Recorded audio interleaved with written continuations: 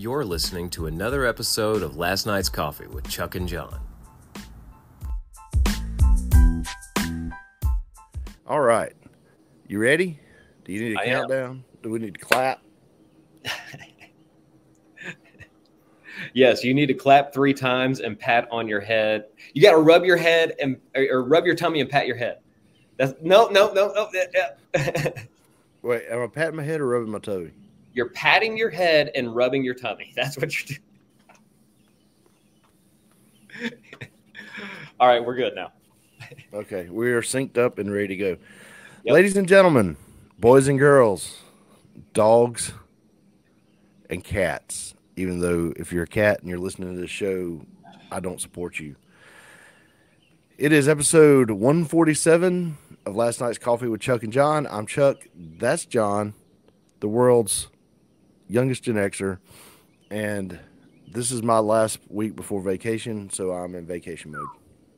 Yes, sir. So next week you're going to be gone. Next week I'm going to be gone.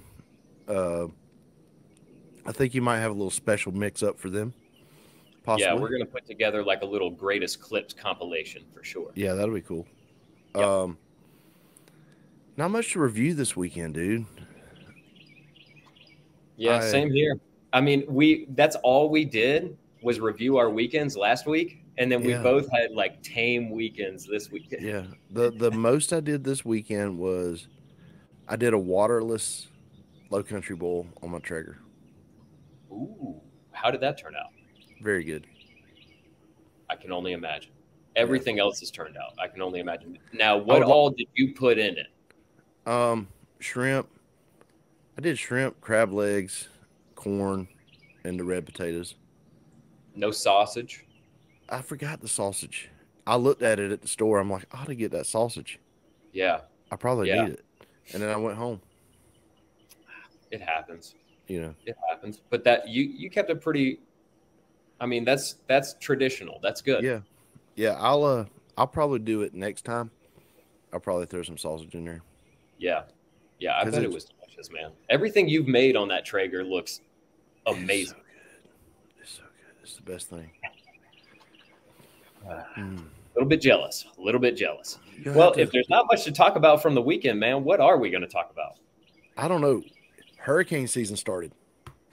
Ah, yes. It is upon us. It is upon us. Hurricane season is not necessarily, I don't look forward to it, but I find it entertaining. It is the killer of vacations. It's the killer of vacations. It's the killer of vacation towns. Yeah. If Jim Cantore shows up in your town between June and October, yeah, you're in the wrong town. Do you think that's why they do Shark Week during the summer like that? Like, do they do Shark Week during hurricane season because not many people are at the beach? Like, you know what I mean? People aren't going to be getting in the water as much. Isn't Shark Week during the summer? Yeah, it's usually middle of July. Yeah. It's to raise awareness for the sharks. My daughter loves Shark Week. She's obsessed. Oh, dude. Me and her will sit there and watch every single shark show there is. Like the ones where people get attacked. It doesn't matter. She loves them all. She's 6 years old. Like some of it, I've got to like fast forward sometimes. I'm like, a little bit much. I like the ones where the sharks come up out of the water. The breaching sharks down there. What is that? South Africa, right? Somewhere down there. Yeah, I'm pretty sure it's South Africa. They come up out of the water like that, or maybe Australia. I can't remember. It's amazing because they all talk the same. Yeah, I like the Shark Week now though because they've started covering different sharks than just the great whites. You know what I mean? Like when we were kids, Shark Week was great whites only. Like you might get a hammerhead show occasionally. Maybe a bull shark story. Yeah, maybe a bull shark. Not a whole story. show, but just a story on a bull shark. It's all about great whites. But now they've come out with a lot of different shows, and I mean some serious marine biologists. Like I said, me and Leah Benjamin. But I've gotten way off topic. I've kind of gotten into like hurricane season, Shark Week, it's all the same. It's all the same. So I got some hurricane preparedness tips for the people. Oh, okay. Okay. Yeah. Let me hear it. I Now, want to do read. we need these things because we're so far inland in Georgia, or is this just Well, for the general public? that's going to come into my discussion of my most memorable hurricane. Okay. Okay. So let's see. But we might have listeners. We might have listeners that are hurricane affected. We could. I mean, we don't know. Is that the right term? Hurricane affected? Sounds great to me, dude. Sorry, that was my alarm. I'm up a little bit earlier than normal. It reminded me to silence my phone, so thank you. Okay, so hurricane season runs from June 1st to November 30th. Cyclone season varies around the world. We're not worried about those people. Nope. All right, so you want to store enough water and non-perishable food for your family for 3 to 7 days. 3 to 7 days, you need to have food ready. Yes. Where's your mic? Pull your mic on up to you. Pull it on up because I was like blowing my ears out a while ago. Oh, okay. Yeah, I was much louder than you. Okay. In my ears. It might not be like that in the final mix. No, you Sorry, sound good. folks. A little housekeeping. You sound good. Designate a safe room with no windows to gather the family and pets. Look, the whole point of being in a hurricane is watching it come in and wipe you out, right? Right. Yeah. I mean, there's really only two options: evacuate or watch it. It amazes me how many Floridians refuse to leave. They want to watch it. Florida man. They're a different breed. They are a different breed. Secure all loose objects outside the home. That's pretty. Monitor weather conditions on a battery operated radio. That's smart. That's smart. With plenty of backup batteries, people. Store enough fuel to run the generator for at least 3 days in case roads are impassable and fuel stations are without power. Okay. But if your storm surged, affected, Yeah. What good is a generator going to do if your house is 2 feet underwater? You're just going to drown in a room with no windows. Yeah. Like, I mean, the way that water rises up is unbelievable. And right before you drown, the gas is going to dump over and you're going to have burny skin. Oh. Right before you drown. Yeah. Yeah. So these are all great recommendations. Is this from FEMA? I guess it actually come from our calendar at work. All right. So Big Brown is making these recommendations. This is awesome. This is awesome. I thought that was interesting, being that was on the topic. Yeah, but we're trying to reason with hurricane season. It's a great Jimmy Buffett song. The version where he does the duet with Kenny Chesney is even better. It talks about there's a storm coming and he ain't ready for it. And I think we can all feel like that sometimes. Oh, for sure. You know, there's a storm. You can see that storm coming, but you're just sitting there in your hammock taking a nap. Yeah. I mean, you can't change it. What are you going to do at this point? What are you going to do? So, yeah. You know, ride it out, dude. But do you have a memorable hurricane that has affected your life? You know, what's interesting is I think in my lifetime, even though it did not hit my area, Hurricane Katrina probably affected me the most. Oh, really? Yeah. Yeah, absolutely. It totally changed everything in the area. Like, so many people came flooded to our area. It changed our demographic for sure. There's not as many Falcons fans as there used to be. Right. No, you're not wrong. Like, Atlanta got flooded with people from New Orleans, from Louisiana. Even and of course the metro area did as well. And so yeah. I mean, in my lifetime, like, watching it take place, watching the complete failure of government, local government, federal government, state government, you name it, like watching all of it fail. That was probably the most impactful. Now, I've had hurricanes where like we've had to cut our Florida vacation short. You know what I'm saying? I've had those types of things, but in Hurricane Andrew, I was really young for. So like I can't even, and that was one that was very devastating. Yeah, that's what dumped all the Burmese pythons out in the Everglades. Right. Right. I mean, Hurricane Andrew, I know, was super devastating, and Hurricane Maria and Hurricane Michael have also been really devastating ones in my lifetime. But as far as ones personally affecting me, I mean, besides cutting a vacation short, no, I've lucked out, man. We're so far inland here. Like we might get the rain. Well, you say that, John, but you're forgetting about Hurricane Opal. Ooh, when was this? It was in 1995. Okay. We were out of school for 3 days. Because of flooding? No, because no power. It was actually when it hit. So we got tropical storm force winds off of it. Oh wow! In our area, and it went up through Panama City, come up through like near Birmingham, and when it was basically due west of us, it was still a hurricane this far in. Whoa! Yeah, you're right. I'm forgetting about that one. When was that? After the? Yeah, when was that? I have it pulled you up. You said 95? I believe it was 95. Oh, interesting. 95 is one of the greatest years of my life. Wow, what happened in 95, John? The Braves won the World Series. Oh, that's right. Hurricane, not Hurricane. I cannot, man. I think my letters on my phone are getting smaller. Yeah, that's a good excuse. This is why we need This is why we need producer Catherine. I know, producer Catherine is here. We wouldn't have on the spot with Hurricane Opal.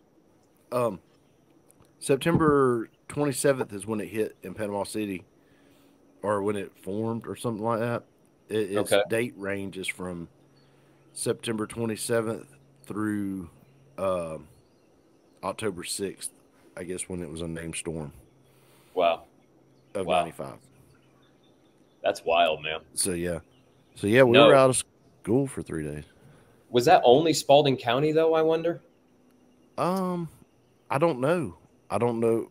We didn't have the internet such as it was back then, so we didn't even know y'all existed. You knew Fayette County was there. Yeah, we knew they had things. Peachtree City is where a bunch of rich folks lived, so we didn't. We didn't go. we didn't go there. I didn't go there. You're so funny. Your dad went there. It was nighttime. It was nighttime. You could go out at night there. Hurricane Ivan was another one that I found interesting. When was that? That was in 04 or 05 when the Gulf Coast got just getting slammed by hurricanes. Yeah, and it must have been Katrina was 05, so it was. I think it was right after Katrina. So I've been in one hurricane, like at the beach. Hurricane. Whoa. Yeah. How was that? It was the same year as Katrina. I was in Panama City, and the hurricane was going pretty much due west towards Galveston, but it was coming across the Gulf like that, so it had the storm surge. Like you couldn't go out on Panama City. There wasn't a beach. Whoa. While we were down there. It was weird. That is really weird. Like the waves, water just came up out of the sand, right? The water come up, the waves are hitting the bottom of the pier. It was pretty wild. That's so terrifying. Like how the waters just rise. I wasn't scared. Really? I found it interesting. I find natural disasters interesting. Did you board up the house or anything? Like, what were you doing? We were in a hotel. Oh, you were in a hotel and you rode it out in a hotel. I mean, there wasn't much. We didn't get much wind off of it. It was just storm surge, and you could watch the Weather Channel and see where the storm was like 200 or 300 miles out. Yeah. Yeah. So, Interesting.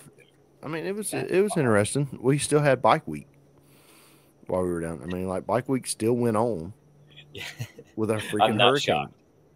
I'm not shocked. You know, going by. Road closures and everything. But yeah, but Ivan, when it hit like over in Gulf Shores, it wiped out the Floribama. Oh almost. no, they had to rebuild. Yeah, they had to rebuild most of it. Man. And one of my friends come up to the shop I was working at the time, and he was bummed out. I'm like, dude, what's wrong? He goes, I was watching the news, and I think the Bama's gone. The Bama. And this dude was like in his 50s at the time. I'm like, really? He goes, yeah. They interviewed this woman that was in the condo beside it. It was like, thank God that eyesore, the Floribama, is gone. But they rebuilt, dude. The pictures from it were awesome. There was sand, like piles of sand, in what was left of the building. No way. Yeah. They had a pretty serious get storm. all the sand out. What did it get up to? Like Cat 3, Cat 4 or something? That's details, man. I'm not a detail person on the show. You know that. Yeah. I'm not. Yeah. Good point. Good point. But that was a hurricane. That was one. Yeah. I enjoy watching them on the Weather Channel. I think they're really fascinating. I think the way they're shaped is so fascinating. Especially when they got the good defined arms. Yeah. Like they look exactly like a galaxy. It just blows me away. Like it's so strange. Me and Dad was in Florida one time traveling to Tampa when there was a tropical storm going up the west coast of Florida. And you could see the arms. So you'd just be driving along, it'd be sunny, and then it'd be cloudy and the worst rain you've ever driven. Boom. And then you'd drive out of it. Yeah. As it rotated. It was kind of neat. It's so fascinating. We're trying to reason with hurricane season. Hopefully.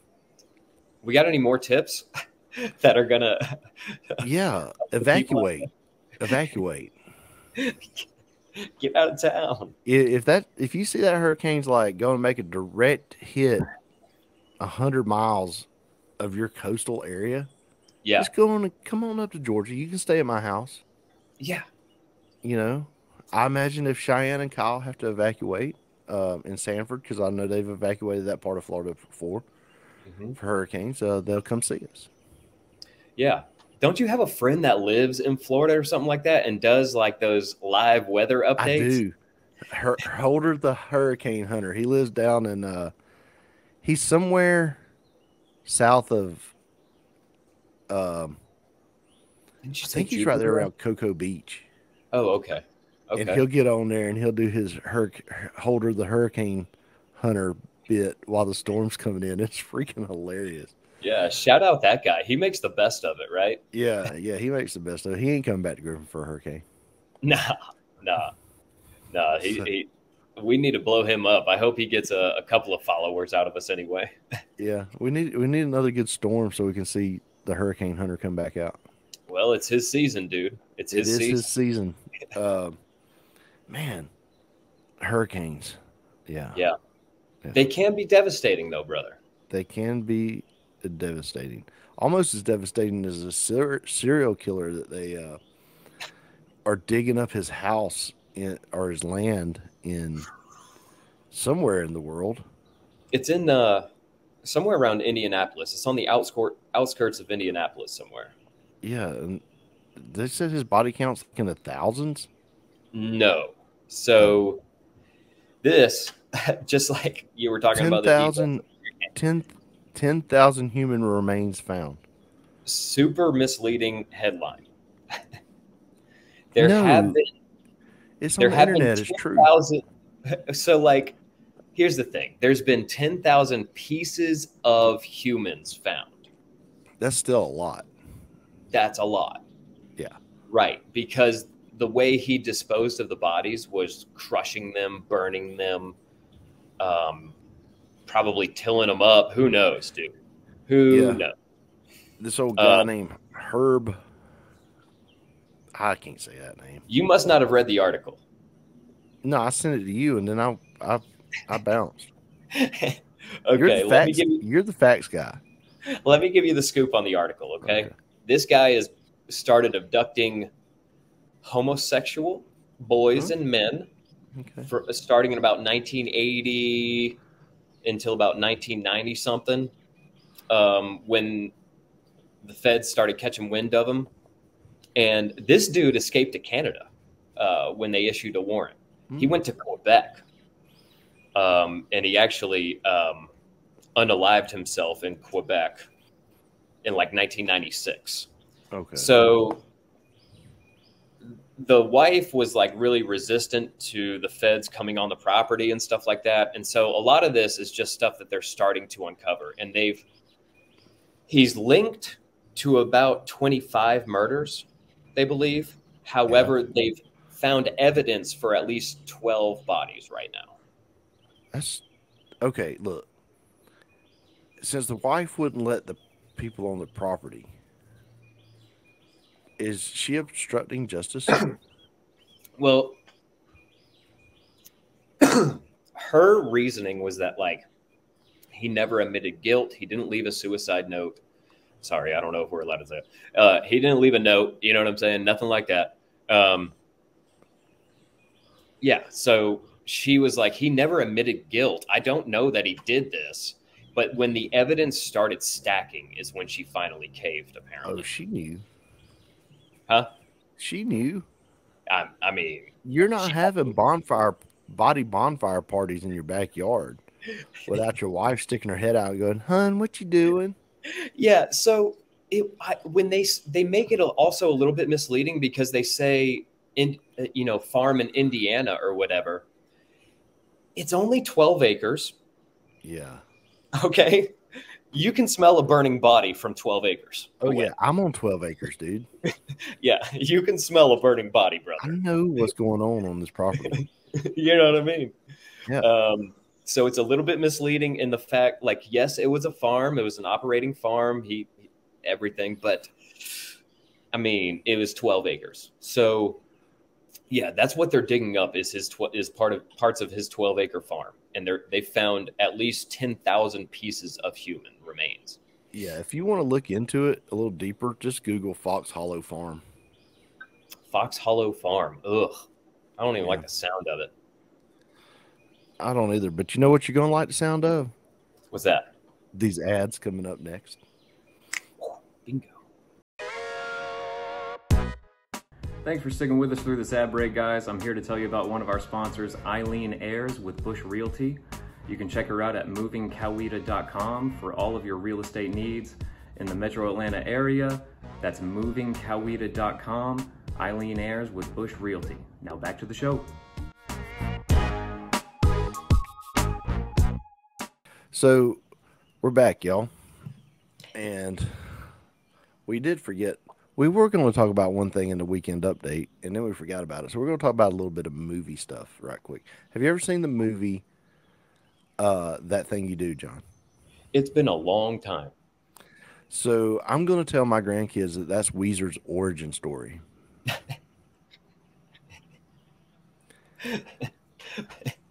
And they'll be like, and look, it's believable. It could be Weezer's origin story. They might have had to change the name. They might have. They might not have been able to get it authorized. Kind of like Rockstar, you know, how they had to change the names on it. No. Yeah, they couldn't use Judas Priest. What did they use? Dude, what is the name of the band in Rockstar? Something Dragon, Steel Dragon, or Steel something. Dragon. That's a great movie too. But going back to That Thing You Do. That Thing You Do. So I watched it again, and it still holds up. Mm-hmm. You know, it's one that you can watch with the kiddos. Yeah. But I did find out because One of my favorite character actors is Steve Zahn, however you say his name. Mm-hmm. So I'm like, can he really? And I know he's done a lot of musical characters in his Yeah. career. He can really sing, and he is an accomplished guitar player, according to Wikipedia. Whoa. Yeah. Really? Yeah. So like, that's really him singing in that movie. Oh, when he sings. interesting. Yeah. Interesting. Dude, there's so many actors like that, though, aren't there? Like Jeff Daniels, Jeff Bridges. Yeah, that goes back to what you were talking about earlier. How they Yeah, on kind the of pre-show. all have to do a little bit of it all, you know. And Yeah, that was probably my cue to talk about what we were just talking about. Well, like, and I just missed it. No, I mean, it's just like we were saying. You know, it's almost like they had to learn how to act, how to sing, how to dance, how to perform, like all of those things in order to break that Hollywood wall. Right. Because most of them can. Most of them can. And did you know that Tom Hanks actually wrote that movie? I had no idea. Yeah, he wrote that movie while he was doing the media tour for Forrest Gump. He was bored, and he sat down and wrote That Thing You Do. That's awesome. Yeah. That's actually really cool. You know, speaking of which, we need to shout out Tires on the show. I don't know if we have or not. Totally funded by Shane Gillis and sold to Netflix. So let's make a point to show Netflix they need to buy more of Shane's stuff by watching. Yes. And a throwback to last week's show, I am actively seeking a bottle of Seaforce water to drink on the air. Yes. Chuck, if you're listening, if you hear this by any grace of God, Chuck Norris, please help us out. We'd love to try Seaforce. I will drink it and see if it transforms me. Man, what if you started turning into Chuck Norris? Like, what if you started looking more and more like Chuck Norris instead of Chuck Oxenford? Do I learn Kung Fu? Maybe. Does he only know one of the martials? Or does he know all a bunch of the martials? So I'm not sure what all he knows. I'm pretty sure he only competed in American kickboxing, and he would have like these one-off matches a little bit that were always rumors back in the day, like, you know, like gym storming is and was a big thing back in the day. So it's where one martial arts gym would storm into another martial arts gym. Your best against my best. Oh, wow. That's a real thing? Yeah. Dude. So that's like underground MMA Fight Club. It's First not of all, even Fight Club. We don't talk like about it's whatever. Like, and that's how a lot of these Aikido guys, Steven Seagal, will get exposed. Okay. That's how they get exposed that's how some of them will get exposed is from these gym storms. And it's also how, like my martial art, Taekwondo, it's not the best when it comes to competition like that, because in competition Taekwondo, you don't punch to the face. Right. So like you only get kicked in the head, which is somehow better. Yeah, that's a lot better. A 5-pound foot coming to your head versus a half-pound fist. That's so much better. Dude, it would be like a baseball bat every time. Anyway. So like it put Taekwondo gyms at a disadvantage, right? It all depended. But that's what made gym storms interesting. I'm not saying Taekwondo didn't stand a chance, right? There was a lot of really good Taekwondo practitioners who could whoop a lot of people. I'm just saying it was definitely a thing, and it was really interesting. And that's how you got some of like Bruce Lee having these one-off matches that you hear about. Yeah. Did you actually meet one of the marshals? I've never met a marshal. The closest thing I've ever met to a marshal was Evander Holyfield.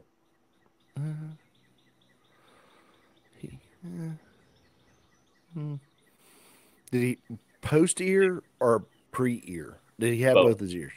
Both. Oh, you've met him twice? Yeah, I met him multiple times, yes. Okay. So y'all are like homies? No. Oh. No. I was just some little kid who was like flabbergasted by him. I was probably from the ages of like 10 to 13. I probably met him 5 to 6 times. Then the last time he was like, dude, what happened to your ear? I think it was like 10 to 13. It may have been a little bit earlier. I can't remember. It's hard to remember. But like my martial arts gym was in the same building that his daughter went to gymnastics. Oh, okay. So you're just like, oh, look, there's Evander. Yeah. Yeah. He'd be picking her up or whatever. Yeah. Yeah. That's pretty cool. Yeah. Well, Really cool. So we know about my pizza list, right? Yes. I'm thinking about starting a barbecue list. Oh, is it going to be along the same lines as your pizza list? Like top 25-ish? It's got to be homemade, can't be chains. What's the deal? That's what I want to go over. I want to go over the rules. What do you think the rules should be? I think you should do it similar to the pizzas. I don't think chain pizza should make the list. I don't think Shane's barbecue should be on your list. You know what I'm saying? I've ate at Shane's before it was a franchise. Okay. I might allow that. But Dickey's? No, Dickey's is not on the list. Dickey's can't make the list. Now, I'm sure that some will argue that you need to have the control group be something like Dickey's. Shoney's. Shoney's don't have barbecue. Shoney's barbecue, brother. Okay, that's out of a can. So that, okay, while we're talking about what is a barbecue restaurant? Their main course, pulled pork. If they don't have pulled pork as their staple, it's not a barbecue restaurant. Okay. So Pineapple Willie's, that's known for their Jack Daniel's barbecue, baby back, or Jack Daniel's ribs, would not be a barbecue place. Was it pit smoked? You know what I'm saying? Like, was it barbecue? Like, was it authentically? Okay, so they have to have a pit, because I know some guys that are putting out some really good barbecue on a pellet pit. Well, I don't know, man. That's true.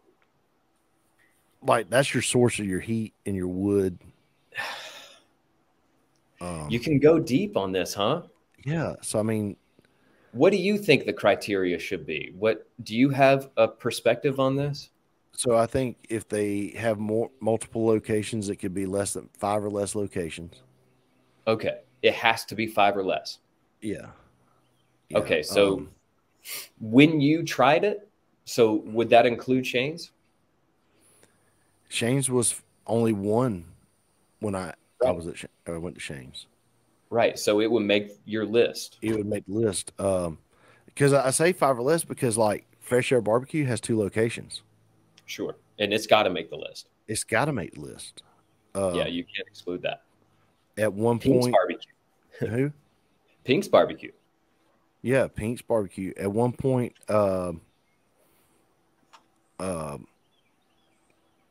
Southern Pitt and Griffin had 2 locations. They had a McDonald's location. Yeah. So it's like, but they were mom and pop barbecue.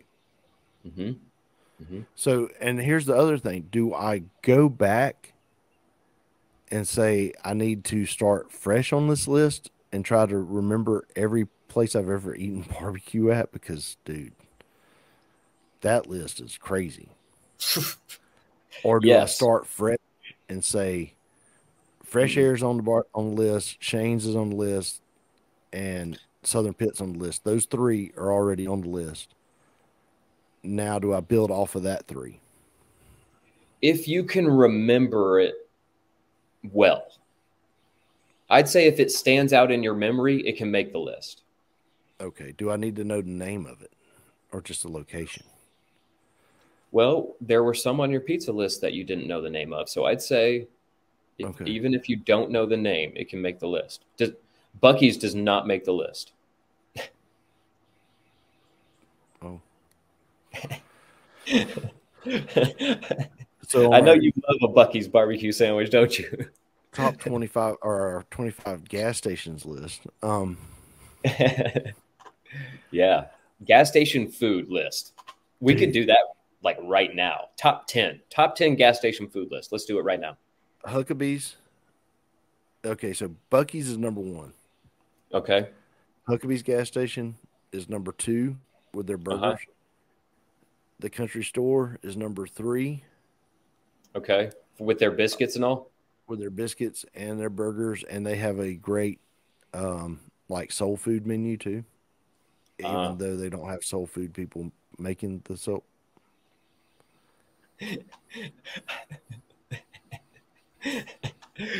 Sorry for people who aren't watching the video. I don't get balloons. I get them all the time. Dude, I know you never had it, but Bubba Doo's Burgers. Bubba Doo's? Bubba Doo's Burgers in Luthersville. It was Was on at a gas station? Yeah, it's next level. There, at the time that I lived in Bubba Doo's, there was technically only 2 gas stations, but like there were 3. But there were only 2 that I really went to at all, and really only 1, and that's Bubba Doo's. And everybody knows Bubba Doo's in Luthersville.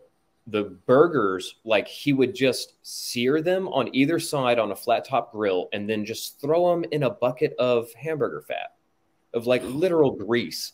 And that's how they would cook the rest of the way. And then when you ordered it, he'd take it off and throw it back on the flat top grill. I know that sounds disgusting. Amazing. No, it sounds amazing. Dude, like he would just have these big pans full of grease and burgers. And then when you would order one, he'd take it off and throw it back on the flat top and start cooking it up the way you wanted it. And they're kind of just sitting there, just kind of warm in that grease. Oh yeah, all since like 10 o'clock, he prepped those burgers and they've been ready for lunchtime. You know what I'm saying? That sounds amazing. It was so good. It was so good. I've still got a Bubba Doo's T-shirt. I might have to run over and grab it. It's in my garage. I love it. Can I get one with extra grease? Yeah. There was a gas station in what's that town just south of Sonoma that starts with an H? Harrelson. That's what I thought. Mm-hmm. There's a gas station down there, and they've got a little restaurant, and it's just the red door. Yeah, I've seen that before, and it's good. Yep. I don't think I've ate it at 10 gas station restaurants. Oh, wait, there's this one in Oklahoma that I ate at. It was pretty good. Well, we're going gas station food now. It could be taquitos, hot dogs. It could be the whole 9. You know what I'm saying? Dude, a daggum roller dog from Quick Trip. Hard to beat, right? That's on the list. That's on the list all day long. Just saying. It's gas station food. The roller dog from Quick Trip trumps every other roller dog there is. Do you go for their like little oddball dogs or just the classic dog? No, the classic all beef Oscar Mayer. Yeah, you don't mess with any of that jalapeno cheddar, those little sausages, or any of that stuff. They make me so mad. Do you do the taquitos ever? No. They're good, man. They're good. You know, you might pay for them later, but I'm saying they hit the spot. That's what I was going to say. I got to know what level it's going to hit me at. And I kind of know the level of what the hot dogs, and I can prepare for that. But the other food, I'm like, do I have time for that today? You know? And the older you get, it makes a difference, right? Yeah. Right. I mean, as we get older, that stuff has a different effect, right? Yeah. I stopped at a Pilot one time on the west side of Chattanooga. Yeah. And had a hot dog from there and stopped at the Georgia Rest area to get rid of it. the Georgia Welcome Center. That's how far I made it. 30 miles. But like thinking back to being a young teenager and being just out there doing wild stuff, I could down so many of those with no problem. Yeah. You know what I mean? Yeah. Even through my 20s, I did just fine. But into my 30s, like when I hit, now that I'm mid 30s, I feel like things are changing the way I digest them. Yeah. Like what I can and cannot handle. You know what I'm saying? Yeah. Like Taco Bell. Different story nowadays. Different You story don't nowadays. know. Imagine when we're like in our mid 50s, right? Do you see any 50-year-olds at Taco Bell? Think about it. Working there. Working, maybe. That's messed up, John. Okay, so the rules are no more than 5 locations. Okay. The style of pit doesn't matter. Yeah. To be qualified as a barbecue restaurant, they need to have pulled pork. Are we going? And it's just pulled pork that we can go by, not the rib Pulled sandwich. pork has to be on the menu. If they have brisket or not, that can go either way because that's also kind of a specialty thing. Not right. You know, So kind of like Barstool does with their pizza. It has to be a certain, like, what is it, always a pepperoni or something like that? No, I think he always does a cheese pizza, a plain Always cheese pizza. Because he's trying to get the cheese, the sauce, and the bread. Yep, that's what he wants to review is the cheese and the sauce and the crust. And so I think it should be the same for you. And to be fair, I think you should have to order that pulled pork. Okay, I don't mind that. That's what the grading should be off of, the pulled pork, not necessarily their ribs or their brisket or this or that. I think to keep it fair, you kind of have to go off pulled pork, right? All right. So the 4 that we're going, there's more, but the 4 that we're going to start the list off with is Fresh Air, Southern Pit, Shane's, and a place in Griffin that used to be called Leon's. What about Pink's? Pink's has got to be on the menu. We shout about every week. Okay, do they? Yes, Pink's is on the list. That's 5. That's 5. Okay, so I got 20 to go. Yep. That I need to mark down. Yep. And there's one in Daytona called Beach Hog that we might hit. So you should. You should try that. I recommend one in. Gosh, you couldn't remember the name of Harrelson, and now I'm stumping on the name of this place. But it was. It's in Troup County. Countries. Is it Country's Barbecue? Yeah. Yeah, you might be right. It's just over the line. What's that place called, man? LaGrange? No, it's not. LaGrange is in Troup County, but I'm thinking of a place further north. It's right next to Luthersville. I used to go there all the time. They got an Ingles and everything. I'm just stumped on the city name. I'd recommend that too. Yeah. Yeah. That one's good. Yeah. But anyway, yes, you've got 20 to build your list. You need 20 more to build your list. And will you rank them at that point, or will you actively rank them? Once I get to 25, I will rank them. Okay. I look forward to that. And I look forward to this journey, man. Ongoing project. Yeah. Yeah. I like barbecue. So this is good. Yeah. All right. Are you ready to talk about real quick? What's the Tyson Paul fight is been postponed indefinitely. Yep. I think Tyson's got an ulcer. Yep. So that means that probably if they have to do surgery, they got to cut through his abs, right? I'm not entirely sure on the surgical process. So if that's the case, though, he's done. I don't know if he's going to have it removed. That's the thing. Like he may just try to avoid a flare up. Okay. Yeah. Right. So when I saw the headline and everything, I was, what really bums me out more is that the dude is struggling to even train for this fight. Right. You think so? I mean, clearly. He looks like a beast. His body is struggling with him training for this fight. Okay, I got you. Like this is the ulcer is his body's way of saying you don't need to fight, dude. Yeah, like and this is just one way. Like it could be a strained oblique. Next it could be a broken hand. Yeah. Who knows? Like these are the types of things that happen with age. Kind of like I was talking about with your digestive system, right? The older you get, the more different it acts. His body may not be able to maintain training. His body may not be able to maintain that type of, beating and endurance that he's got to go through. Right. Well, and the ulcer is just one thing in this step, because what's it been, 3-4 weeks since he started training, probably. And the videos where you see him just being lightning fast are only like 10-second clips. That's my issue with them. They're not even 10-second clips. They're normally 3 to 5 second clips that are edited together, right? Yeah. And here's the thing. I can look really good at anything for 3 to 5 seconds. Me too. I can look really good at most things. Except for punching. 3 to 5 seconds. I'm not a puncher. But you could look good for 3 to 5 seconds. I guarantee you. You know what I'm saying? I can't get the rhythm. Oh, the speed bags? Yeah, I never got that figured out. Yeah, well, it's kind of been proven that those are more just hand-eye coordination. Those aren't. They're not going to give you any sort of advantage. Are you ready for the conspiracy corner? I am, brother. I'm looking forward to this one. Should I just play Should I play the audio from that, and just so instead of us trying to explain it? Yeah, I don't think we'll get copywritten. You know what I mean? The copyright infringement or whatever.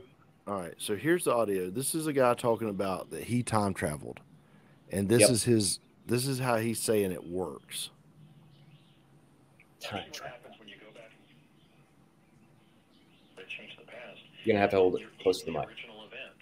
Can you hear it? The paradox actually is the paradox of retrocausation. Let me use an example. When in 1972, I was sent by Dr. Sterling Colgate and my father from a time lab in East Hanover, New Jersey. The building's still there. It's the brick daycare center at a Presbyterian church on School Road in East Hanover, New Jersey. That was a time lab in the early 70s.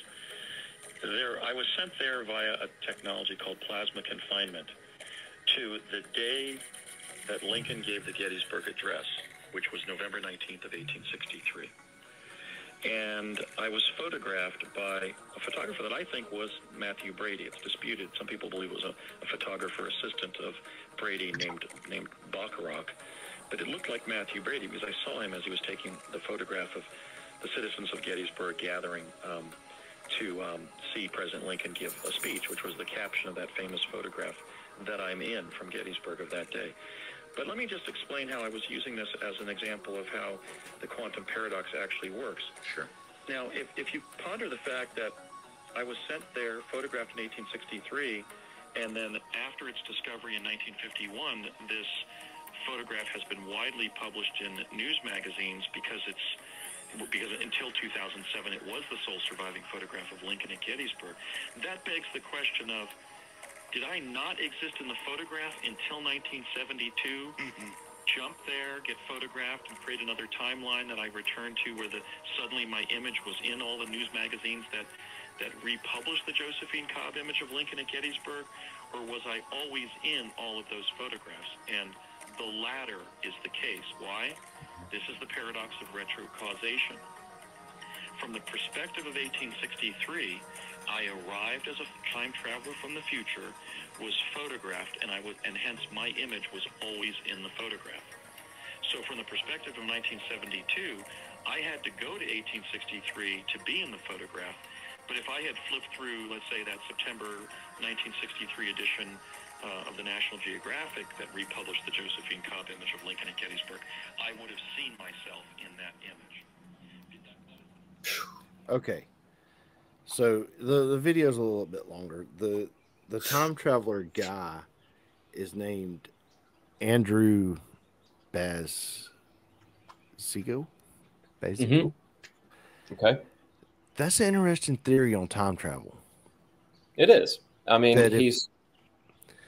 we look at it as, oh, I can go back and change something. He's saying that it is one constant timeline, and that if we went back, it happened. Would be retrocausation. Yeah, we were there. Yeah. So, like, the whole thing where you could go kill Hitler is the example everybody uses. He's saying that with his theory on time travel, or what he's saying he experienced, that no is how it was. You're there. You're just there. Right. That you can't go back and change it, because if you go back and change it, then it's changed, and we wouldn't know any different. Right. based on that picture. Right. And that's really strange way of explaining the paradox, right? What would happen if we did travel to the past? Now, Right. do you think time travel to the past is possible? I don't know. He's talking about going back in 1972. Yeah. Yeah, this dude, that's a long time ago. That's Yeah. 52 years ago. That he's Yeah. saying that he traveled back in time to 1860. Yeah. And he's just there. Yeah. He's So there, he's witnessing it, but he's not changing anything. That yeah. the picture always existed with him in it. Mm-hmm. That it didn't just change. Right.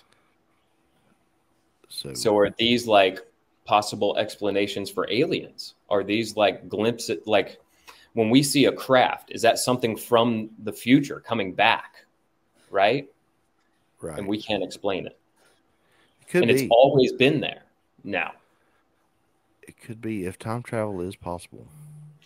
Well, time travel is possible to the future. We've known this for a long time. We're traveling through time right now. Right. True.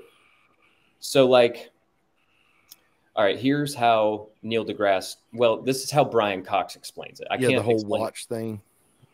Not the whole watch thing, but, well, yes, similar. Like, if you're moving faster than someone relative to you, your clock is going to tick slower. So, like, if you flew at 99.999999999% of the speed of light, okay? Almost the speed of light, all the way to the Andromeda galaxy and back. Yep. That's the nearest star and back. That would take about 100 light years, okay? So theoretically, you could possibly survive that 100 years, right? That trip. If we could travel at 99.9, if we could do all that, right? Let's just say we could. And you went all the way to the Andromeda galaxy and back. That would take about 100 years, okay? Okay. Of your time if you were traveling. Yes. 5 million years would have passed on the Earth.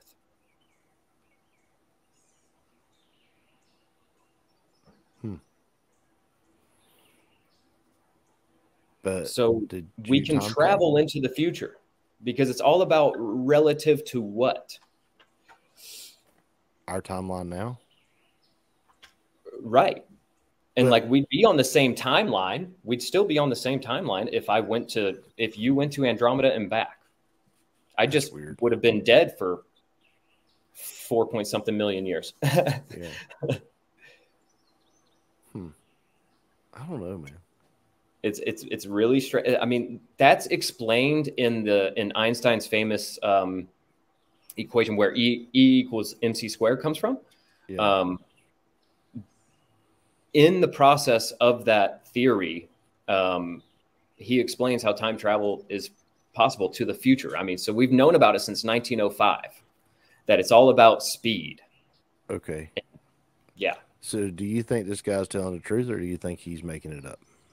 Well, see, traveling to the past is a totally different thing. Yeah. Traveling to the past is a totally different thing. I don't have a clue. Like, I don't either. The only idea I have of traveling to the past is like Superman flying backwards or whatever. Yeah. You remember when Superman had to fly backwards? So, okay, let's meld two theories together. Okay. This guy's saying that it always was or is. Mm-hmm. Right? Mm-hmm. So if someone traveled back in time to kill Hitler and killed Hitler, we would never know who Hitler was. Right.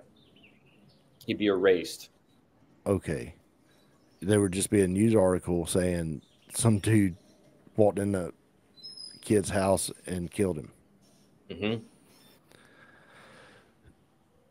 The Lindbergh baby.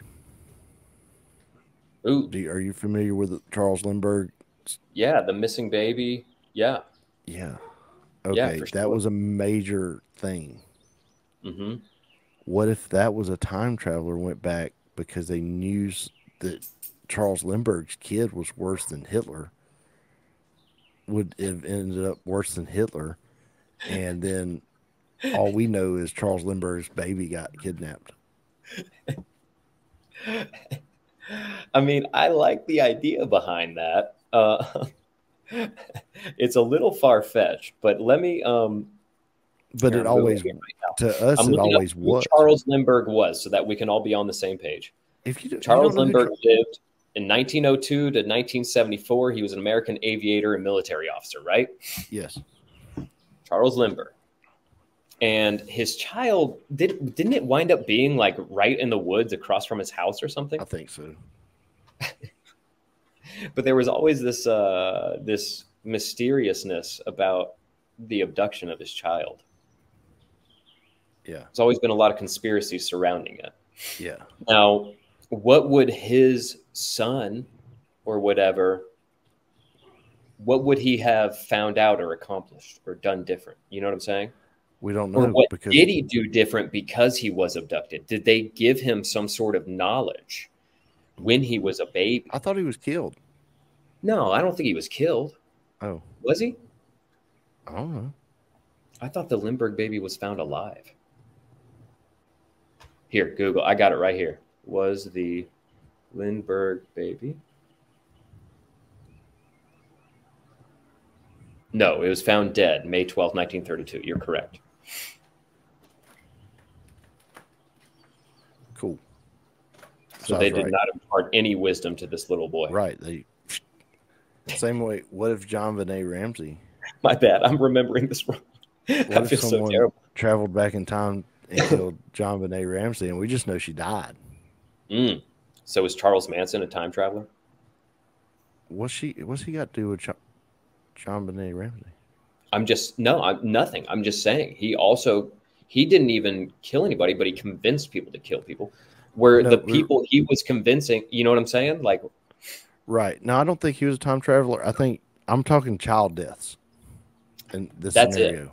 That's it. Only child deaths. Mysterious child deaths like that. Was it someone traveling back in time to prevent something from happening? And maybe they couldn't get to Hitler. They couldn't find him as a kid. I don't know, man. Or do we have to? Well, I hate Hitler because, like, what about Stalin? What about Genghis Khan? Genghis Khan killed 10% of the world's population, literally changed the carbon footprint of the earth. Yeah, but we don't have the reason to kill him as a child. Or could we even find him? I don't know. This is just weird. This is why it's called the conspiracy corner, because we don't have to back up anything with facts. No. We just take a conspiracy. We're like, it's a conspiracy. It's a good conspiracy. I looked in the room. I said, look at that conspiracy. It's a great conspiracy. Great conspiracy. It's been a good show. Chucker, you got a meme for me, dude? I got a meme for you. Right on. Way to wrap up the conspiracy corner. I love it. I saw this and I found it interesting. All right. Let's see what we got here. The purpose of a meme is to disturb the humorless and to humor the disturbed. It's got a little Rafiki looking monkey on there. Yeah. I love it. Yeah, man. Yeah, for sure. For sure. Yeah. I agree with that. I really enjoy that. We got a couple shout outs to get to this week. Oh, that's right. There was one specific one. Name that specific one. So we've got one of our listeners. I guess he still listens. Eli, our little buddy Eli, has a YouTube channel where they play video games.